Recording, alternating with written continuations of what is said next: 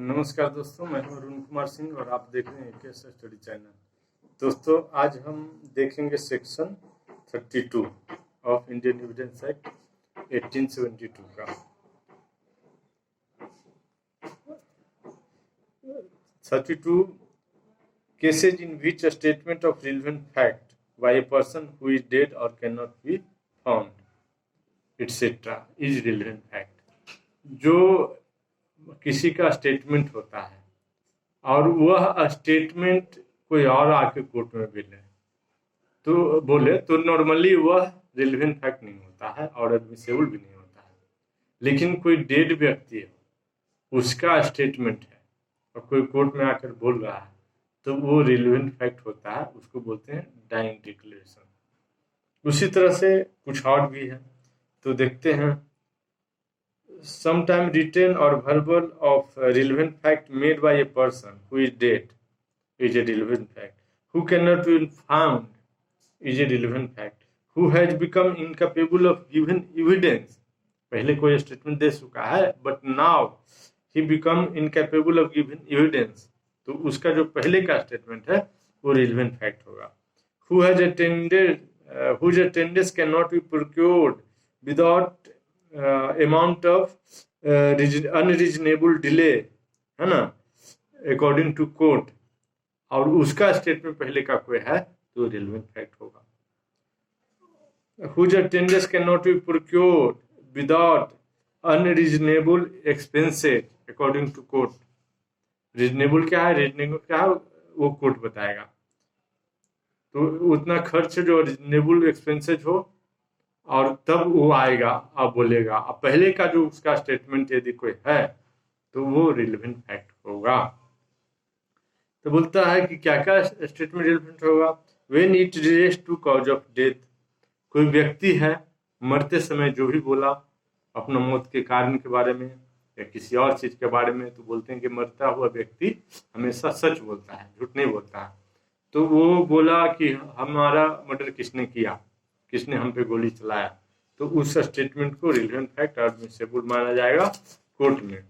दूसरा है कि is made in course of business, कोई व्यक्ति है वो ड्यूरिंग कोर्स ऑफ बिजनेस कोई स्टेटमेंट लिखता है डेली कि आज हेडमास्टर आज लिखा इतने टीचर की अटेंडेंस लगाया, कल इतने टीचर के, परसों इतने टीचर के, डेली का डेली अटेंडेंस लगा रहा है।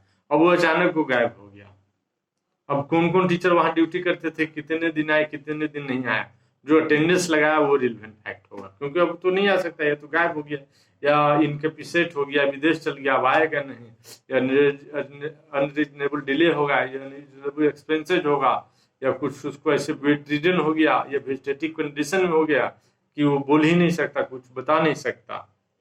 अगेंस्ट इंटरेस्ट ऑफ मेकर, यदि कोई व्यक्ति कोई स्टेटमेंट दे रहा है और वो अपने ही अगेंस्ट कुछ बोल रहा है तो वह रिलेवेंट फैक्ट होगा।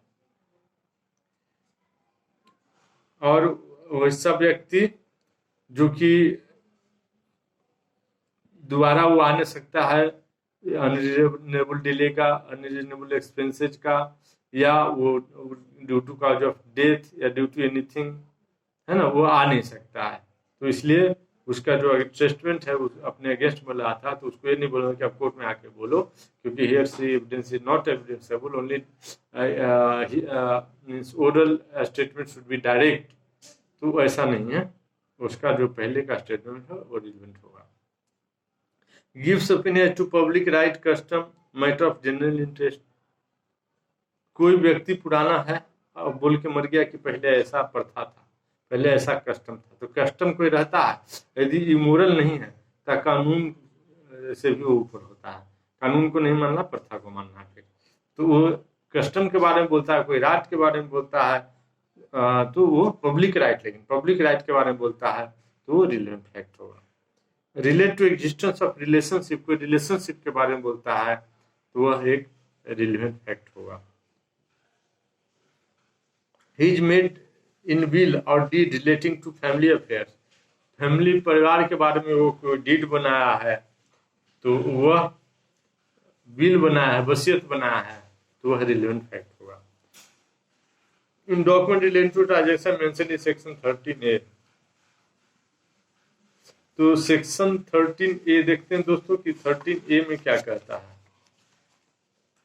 तो 13A में कहता है कि fact relevant when right of custom is in question, any transaction by which the right of custom is in question was created और क्लेम्ड, मॉडिफाइड, रिकॉग्नाइज्ड, असर्टेड और denied which was inconsistent with its existence. Right custom के बारे में कोई claim करता है तो वह, या कोई क्लेम के बारे में कोई असर्ट राइट कस्टम या कोई अमाउंट असर्ट करता है और वह अभी नहीं है, तो वही है सेक्शन 13A। तो document related to transaction mention in section 13 कि यहाँ मेरा राइट है, यहाँ मेरा अधिकार है, यहाँ ये कस्टम है, लिख के कोई मर गया तो रिलेवेंट फैक्ट होगा। Is made several person and expressed feeling is relevant to matter in question. When a statement are made by a number of persons and express feeling in or impression on their part relevant to the matter in question, जिसे मास petition बोलते हैं, बहुत लोग sign करके एक application दिया तो वो रिलेवेंट फैक्ट हुआ, क्योंकि एक लोग झूठ बोल से, दो लोग झूठ से, 10,000 20,000 लोग झूठ नहीं बोल सकते हैं। तो मास पेटिशन जो है वो रिलेवेंट फैक्ट, मतलब made by several person in expression of feeling relevant to the matter in question, मतलब फैक्ट इन इश्यू के बारे में जो कोई हजारों में लाखों में लोग बोल रहा है तो वो रिलेवेंट फैक्ट होगा। भले ही वो सारे नहीं आ सकते क्वेश्चन में, कोई भी नहीं आना चाहता कोर्ट में, लेकिन वो रिलेवेंट फैक्ट होगा। अब देखते हैं दोस्तों इसका illustration. The question whether A was murdered by B, A dies of injury received in transaction in the course of which he was ravished. The question is whether C was ravished by B. The question is whether A was killed by B under such transaction that a suit lie against B by A's widow. The statement made by A to the cause of his or her death is a relevant fact. मरने से पहले जो बोला वह relevant fact कहलाएगा। तो dying declaration, dying declaration means a statement made by a person as to the cause of his death or as to the circumstances of transaction resulting in his death. उसके death का क्या कारण है उसके बारे में जो बोलेगा वो डाइंग डिक्लेरेशन है, रिलेवेंट फैक्ट है। इसको Sundarlal versus state of Rajasthan 2007 के केस में सुप्रीम कोर्ट ने ऐसा कहा।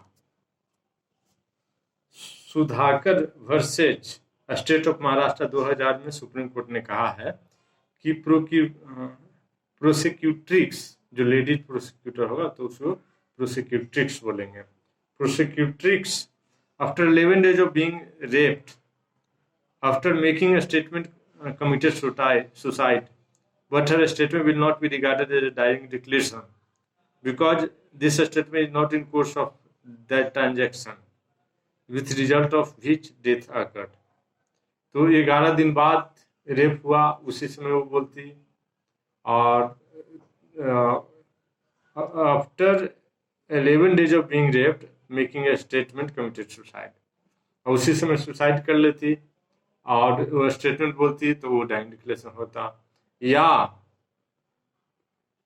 11 days बाद यदि सुसाइड करती है तो उस ट्रांजैक्शन से उसको मतलब नहीं है।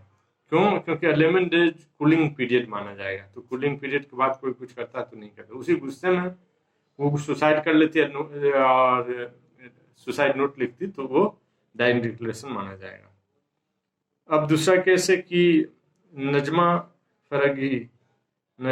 Farangi versus state of West Bengal 1998 में सुप्रीम कोर्ट ने क्या कहा। If statement maker dies long after a statement made by him is admissible as dying declaration। जैसे कोई घायल गया तो उसका स्टेटमेंट दिया घायल के समय कि इसने मेरे को मारा, और भले ही 10 दिन वो वेंटिलेटर पर हॉस्पिटल, उसके बाद डेथ हो गया, तो वो डाइंग डिक्लेरेशन माना जाएगा। क्यों? क्योंकि वो सेम ट्रांजैक्शन में है, वो अभी उसके भय में, अपने मृत्यु के भय में है, लेकिन ये रेप हुआ और 11 दिन बाद वो लिखती है कि इसका मरने का कारण क्या है, तो वो कूलिंग पीरियड हो गया, सेम ट्रांजैक्शन नहीं हुआ, 11 दिन का गैप हो गया तो सेम ट्रांजैक्शन नहीं माना जाएगा। इसलिए वहां रेप एंड मर्डर के सुसाइड के केस में after gap of 11 days dying declaration नहीं माना गया। लेकिन कोई इंजूर्ड हो गया, हॉस्पिटल में है और जब वो बोल रहा था तब वो बोल दिया कि अपने बारे में, उसके बाद भले ही वो 11 दिन बाद मरे, लेकिन वो डाइंग डिक्लेरेशन माना जाएगा। और Ghulam Hasan versus state of Delhi 2000 में सुप्रीम कोर्ट ने क्या कहा? Statement made by a person will be admissible in evidence as dying declaration when it refers to the cause of death of a statement maker or any circumstances of a transaction which is related to his death. Nature of dying declaration, the state of Maharashtra versus Sanjay Rajhans 2005 में supreme court ने क्या कहा? Dying declaration should be such nature as to inspire full confidence. और Laljit Singh versus other and Laljit Singh versus state of UP 2000 में supreme court ने क्या कहा?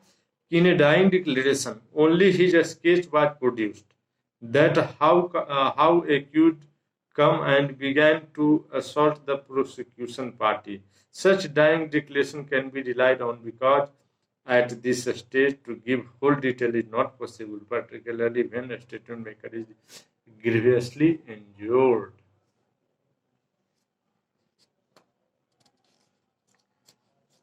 Dayal Singh versus state of Maharashtra में क्या कहा? It is not necessary that dying declaration must be recorded in presence of magistrate. यदि normal व्यक्ति के प्रेजेंस में भी है तो नॉर्मल व्यक्ति उसको डिपोज करेगा कोर्ट में तो माना जाएगा। Conviction can be based on dying declaration if it is consistent and coherent and is found true. Sundarlal versus state of Rajasthan में बोला presence of magistrate is not necessary, it is not necessary that dying declaration must be recorded in presence of magistrate. ये कहा section, इस कहा supreme court ने Dayal Singh versus state of Maharashtra 2007 के case में।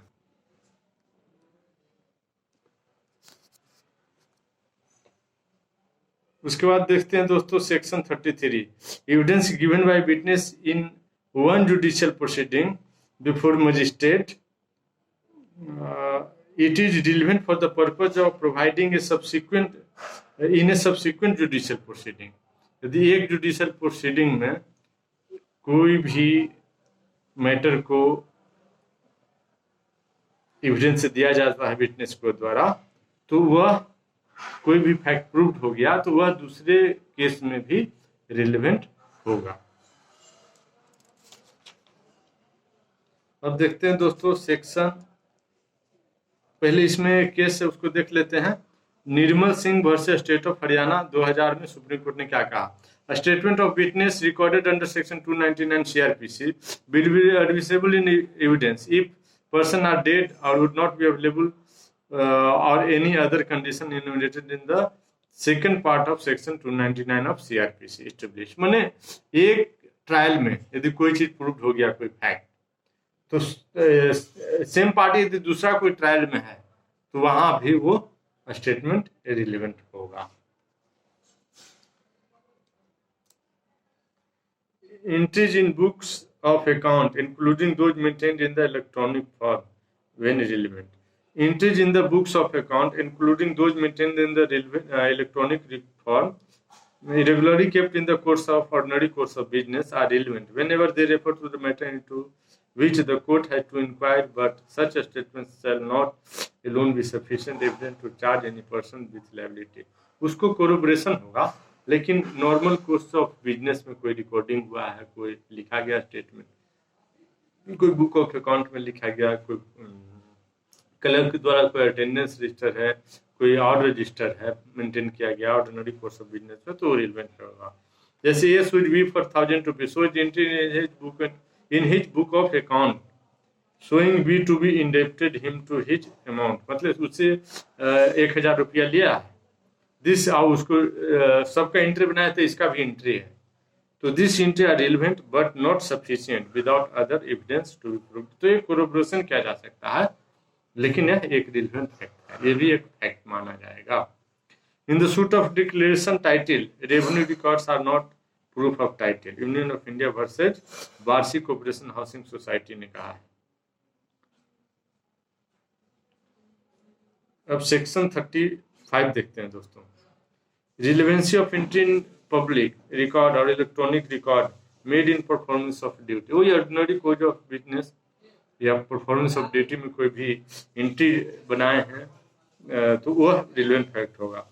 जैसे an entry in any public और official book, सरकारी बुक में कोई एंट्री बनाया, रजिस्टर में एंट्री बनाया, रिकॉर्ड एंड इलेक्ट्रॉनिक रिकॉर्ड किए हैं, stating the fact in issue और रिलेवेंट फैक्ट के बारे में, made by a public servant in the discharge of his official duty by any other person in performance of duty especially enjoined by law of the country in which such book, register, record, electronic record is kept and maintained is itself a relevant fact.